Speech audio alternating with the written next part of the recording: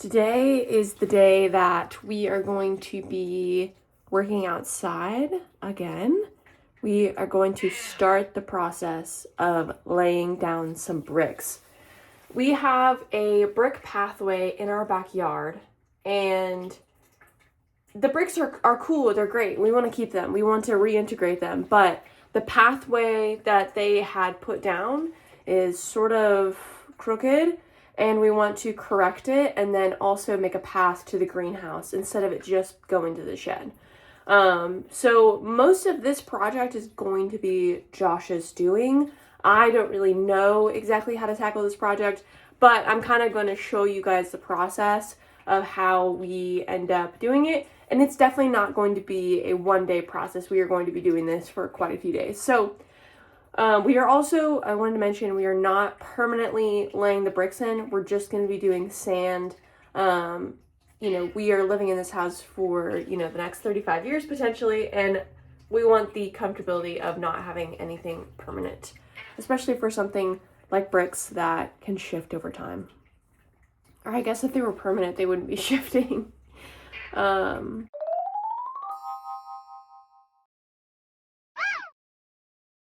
We're gonna get outside this morning. It is like 50 or 60 degrees. We have a little thermometer out here. I think the highest temp of the day is gonna be 60 degrees. And at some point during the day, I do have to leave. I have an event to go to. I'm chain stitching at a children's birthday party today. Wish me luck. So I will be leaving at some point today, but I'm gonna see if Josh feels comfortable enough to maybe film some of the process. Or maybe I can just show you guys what he completed when I get back home. I just made my coffee. I normally make a double shot of espresso with brown sugar. And I kind of mix this together. Sometimes I go back and forth whether or not I want hot coffee or iced coffee. But I almost always want iced coffee. I need to just consume it. Like, I can drink hot coffee faster than I can drink cold coffee, but in the mornings, I want something I can just sip on, and something about a cold beverage in the morning is really, really nice. But every once in a while, I'll drink a hot beverage, a hot latte.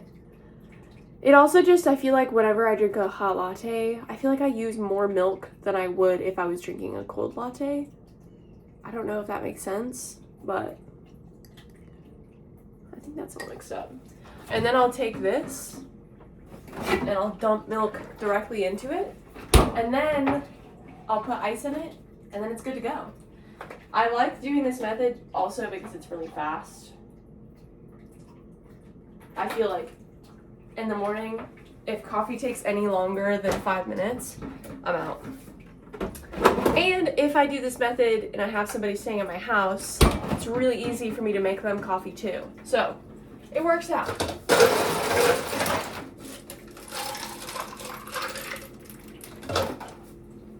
Bon appetit. Also, only drink out of a mason jar. Other beverages, doesn't matter. Iced coffee, partially because this fits underneath my espresso machine and it's big enough to handle the pour of the shot, and it's also glass and I know that it can handle the heat of the shot, of the espresso shot, so there's many reasons. But I'm gonna drink my coffee. Josh just went to Summit Racing to go get some car parts. He's fixing the exhaust on one of our friend's cars, so he's gonna do that. I don't know if he's working on that today, maybe when I'm not home, but yeah, exciting stuff. I wanted to show you guys Biscuit because he's being very cute, but also one of these planters, I have two of these planters of the cat grass, but I decided to bring one inside because Biscuit seemed like he was missing the outside, and I know that he wants to hang out with us today, right, Biscuit? Right? Are you gonna meow for the camera? No? Okay. So I set up their little water fountain station with the cat grass. I did also forget to mention the brick pathway we're gonna need to dig up quite a bit of dirt. And that dirt is perfect to put in the garden beds. It's maybe been like 2 or 3 days since I've talked to you guys. And I know you're probably thinking like, you need to need to put that dirt in there and get those plants in the ground. But honestly, I am trying to take this as a patience test because there's a lot of things that I really want to just go and get started, and it's taking everything in me not to disobey my patience in my mind. Because, just for example, I have all these seeds, right? I've been starting these seeds, and some of them are doing really, really great. Like, obviously, the chamomile is doing great, and I have a lot of tomatoes that are doing great. My heirloom tomatoes are not doing great. I don't know what I did. At some point when it rained really hard, some of the seedlings got hit with the rain because there's a hole in the greenhouse and it kind of like washed away all the dirt. And so I don't really know if some of the seeds from the heirloom tomatoes got like washed out or what happened, but my heirloom tomatoes and my jalapenos are not looking great. And there's something like these are supposed to be my jalapenos. There's some over there too, but for the most part, a majority of these are like not, there's no activity going on in here. So I don't really know what happened. And it's taking everything in me not to just go buy a nursery jalapeno plant. But to be fair, I went to our local nursery the other day and there were pretty much no starts. I think it's too early still. So that is just my sign from the universe that I need to calm down. Gardening, I'm learning, is not a hard and fast process. It is very slow,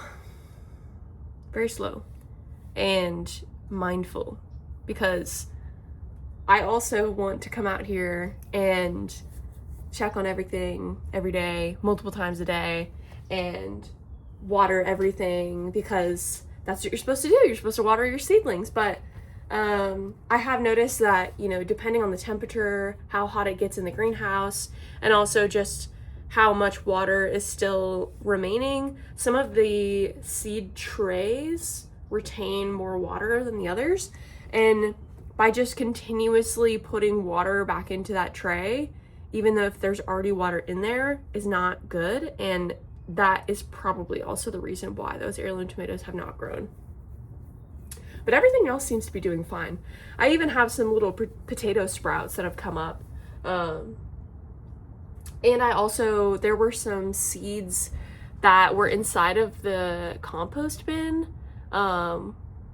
which is doing great. But there were some seeds, I don't even know what they're from. I genuinely have no idea. They might be jalapeno seeds, honestly, from, you know, like a grocery store jalapeno. But I took some of those seedlings that had sprouted in the greenhouse, and I was just like, I mean, shoot, might as well put them in the trays. And they seem to be doing okay. Yeah, I was very happy to see that there were some seedlings that had grown inside of the little compost bin, because that means that things are good.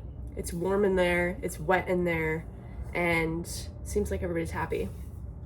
I don't know if I told you guys, but I did order on Amazon. You can order live worms, and I did order live worms on Amazon, and I think I ordered 100 of them. But when you get them, immediately after you get them, you have to put them where they're gonna live. So obviously the garden beds are not ready yet, but I had a lot of bigger scraps in my compost bin, and we've been eating a lot of fruits and vegetables just because of, you know, it's spring. And that's what's available at the grocery store. We normally eat a lot of fruits and vegetables, which is why I'm so excited for the garden. But I've been putting a lot of bigger scraps in there, and I wanted to try to see if worms were going to be a good choice. And I put the worms in there, and you have to like kind of water the soil so that they, you know, plump back up. And it seems like they are getting to work in there. Like, seriously getting to work. They some of the food scraps that we had in there, like watermelon rinds, have broken down quite a bit. We did like chop them up into really small pieces, but like genuinely surprised how fast they were working. It's a pretty small compost bin, so I guess 100 worms in that small capacity. But things are going great. Things are going great. It seems like everything is kind of coming to... I can't think of the word for that. Coming to growth, I guess. I don't know. I'm gonna go. I'm rambling. I haven't even drank my coffee yet. I will see you guys in probably an hour or so whenever Josh gets back. We're gonna start digging. We're gonna start picking up those bricks, and there's quite a few old bricks, so I might show you guys some of those because they're kind of fun. But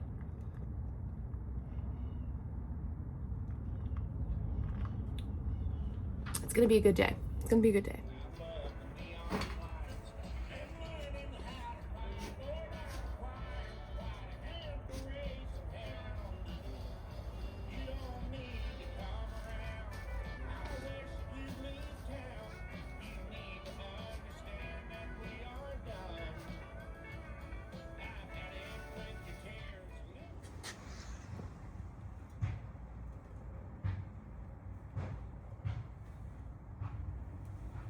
Oh my goodness.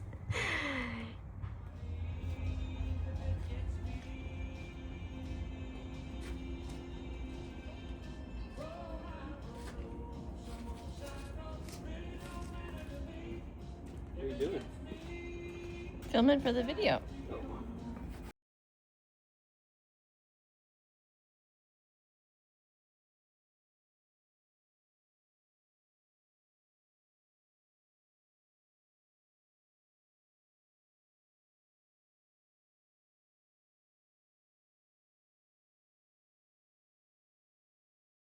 Digging a path for the bricks, and we're trying to get it very flat.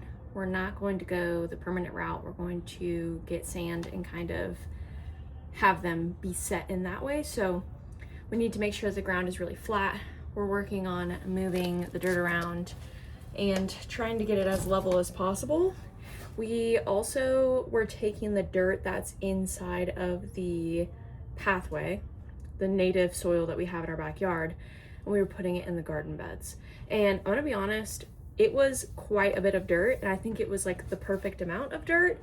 We also have been flattening it out.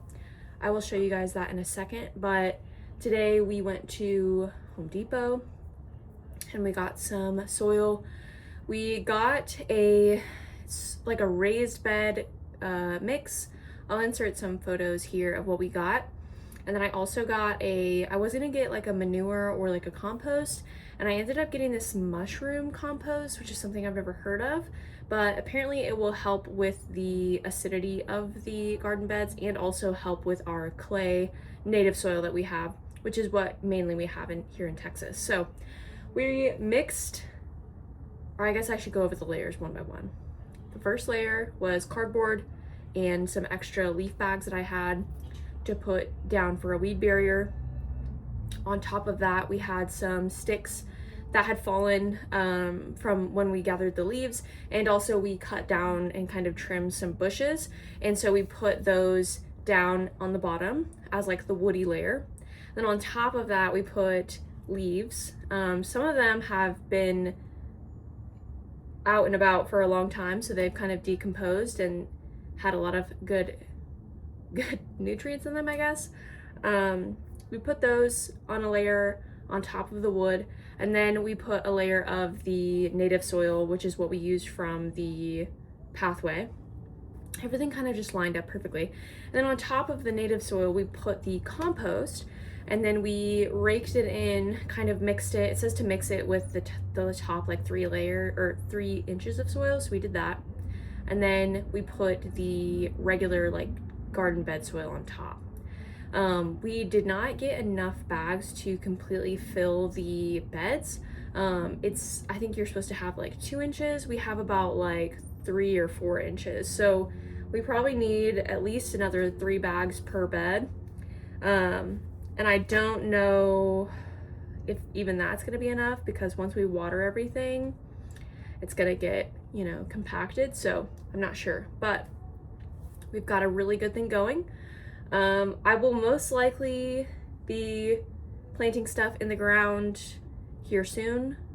Right now our main focus is the bricks, just because it's kind of like, it kind of obstructs our use of the backyard. But yeah, that's what's going on right now. Kind of just a lot of manual labor, nothing really that exciting. I also got this. This is like a powdered fertilizer. This is something that I see somebody that I watch. Sorry, Josh is watering the path to flatten it. This powdered fertilizer is something that I see a YouTuber that I watch use. She will plant her seed starters or her seeds and kind of sprinkle some of the fertilizer on top of it and then mix it in with the soil. And she seems to really think it works. So I bought some of this. But yeah, we're kind of just outside today. It's a little chilly today in comparison to what it has been, but it feels nice because we are breaking a sweat. I'm gonna show you guys what Josh is up to now.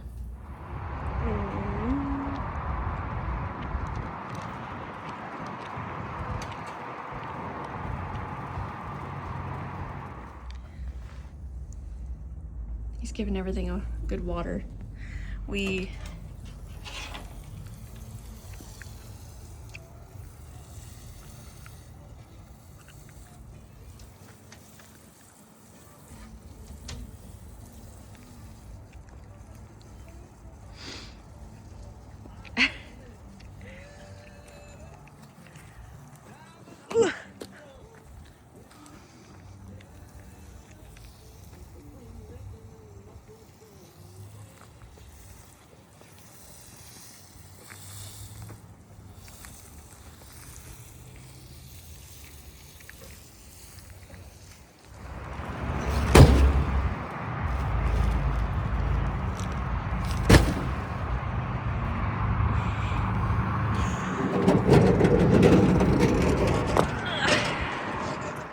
You're not doing anything.